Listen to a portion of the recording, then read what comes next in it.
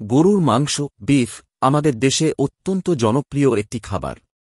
এটি protein, iron, zinc এবং ভিটামিনের একটি ভালো উৎস হলেও অতিরিক্ত পরিমাণে খেলে নানা রকম ক্ষতির সম্ভাবনাও রয়েছে। গরুর মাংসের উপকারিতা ১. প্রোটিনের উৎকৃষ্ট উৎস। গরুর মাংসে উচ্চমাত্রার প্রোটিন রয়েছে, যা শরীরের কোষ গঠন, মাংসপেশি শক্ত করা এবং টিস্যু পুনর্গঠনে সাহায্য করে। ২. আয়রনের উৎস। গরুর মাংসে থাকা হিম আয়রন শরীর সহজে শোষণ করতে পারে, যা রক্তে হিমোগ্লোবিন তৈরি করতে সাহায্য করে এবং রক্তাল্পতা অ্যানিমিয়া প্রতিরোধে কার্যকর। ৩. Vitamin B complex. বিশেষ করে ভিটামিন বি12 স্নায়ু ও মস্তিষ্কের কার্যক্রমের জন্য খুব জরুরি এবং এটি প্রধানত প্রাণীজ উৎস থেকে পাওয়া যায়। ৪. জিঙ্কের উৎস। জিঙ্ক রোগ প্রতিরোধ ক্ষমতা বৃদ্ধি করে, ক্ষত দ্রুত সারাতে সাহায্য করে এবং হরমোন নিয়ন্ত্রণে ভূমিকা রাখে। ৫. শক্তি প্রদানকারী।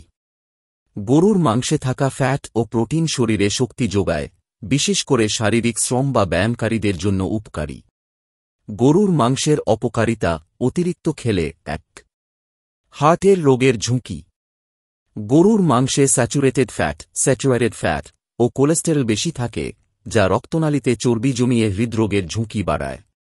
২. উচ্চ রক্তচাপ হাই ব্লাড প্রেশার। চর্বিযুক্ত মাংস ও অতিরিক্ত লবণযুক্ত রান্না রক্তচাপ বাড়াতে পারে। ৩. ক্যান্সারের সম্ভাবনা।